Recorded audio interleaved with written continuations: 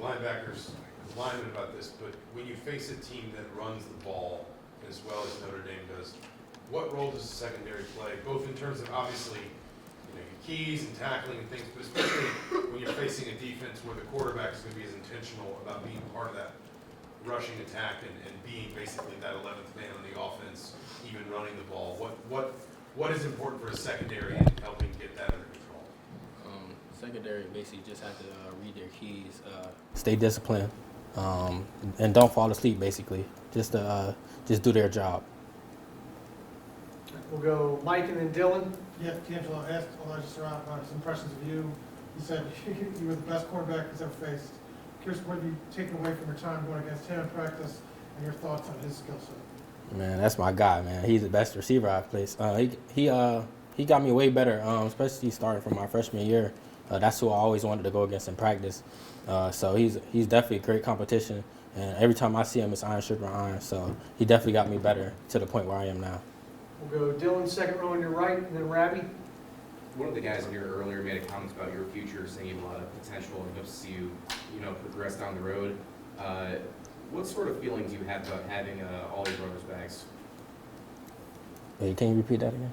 Yeah, one of your teammates was in here saying he was talking about your future and your progression going forward, and kind of what you have about your brothers' bags and having them going forward.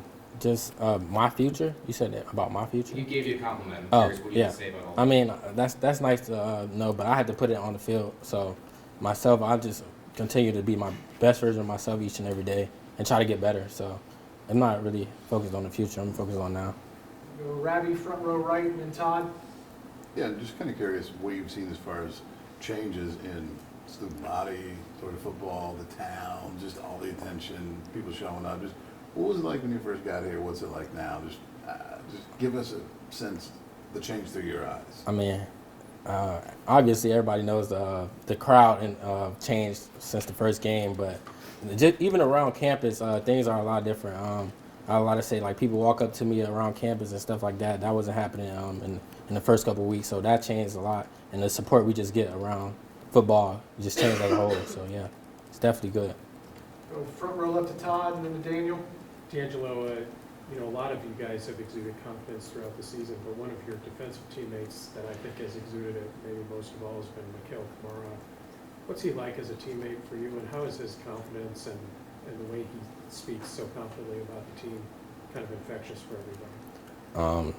He's a leader. He leads by example. He doesn't really speak that much, but you can definitely tell he's a guy that leads by example. And when I talk to him, he's definitely a confident guy.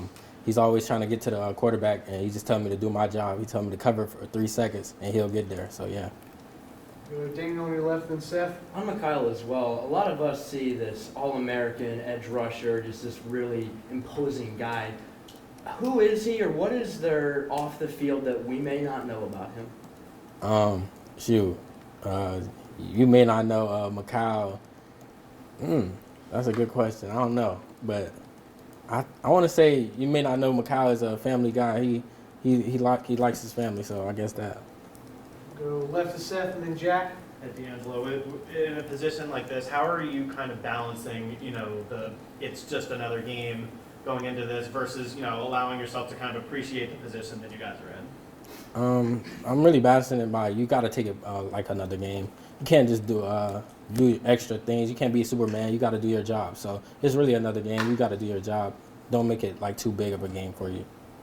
Go Jack on your left, and then Adam. Yeah, D'Angelo, you received some All-American recognition this season. What was your reaction to hearing that, and how do you sort of reflect on what you accomplished this year? I mean, it's a blessing just to get notarized by everybody in the country, especially me being overlooked coming out of high school.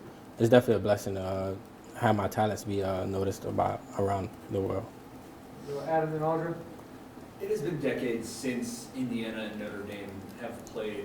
To have them as the opponent that's drawn, in addition to the stakes and the stage, do you sense extra excitement on campus and in the community that it's an in-state rivalry that you guys get to play for the first time since the early 90s? Yes, definitely, especially around Bloomington. You can definitely tell people are excited. People getting tickets. You can see by the ticket prices. There's definitely a lot of support coming from Bloomington. Go Audrey, and then Will. You're not the only person to have said, like, iron sharpens iron with this team. How special is it to make it to this point with this team and to have gone through this season? I mean, very special.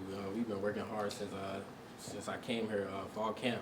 So definitely we've been going at each other. So it was definitely time to go at other opponents, and we were ready for it. And I feel like we prepared well for that each and every day. So definitely we got each other better, and we were prepared well for the season.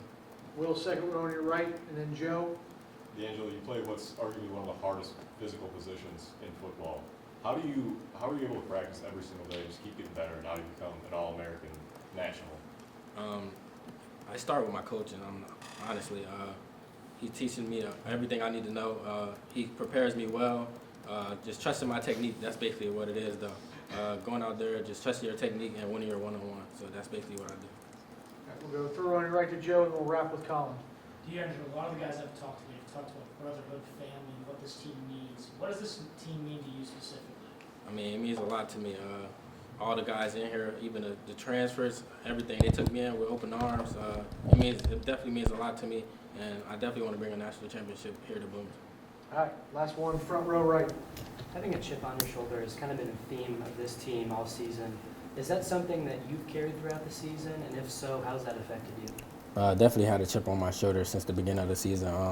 When I first transferred here, it was a lot of naysayers or people saying whatever, but I definitely held with a chip on my shoulder the whole season. I felt like I had something to prove. So I knew I could do it, but it was a lot of people saying I couldn't. So definitely had a chip on my shoulder and played with a chip on my shoulder all the time. All right, thanks, D'Angelo. Yes, sir. Appreciate it.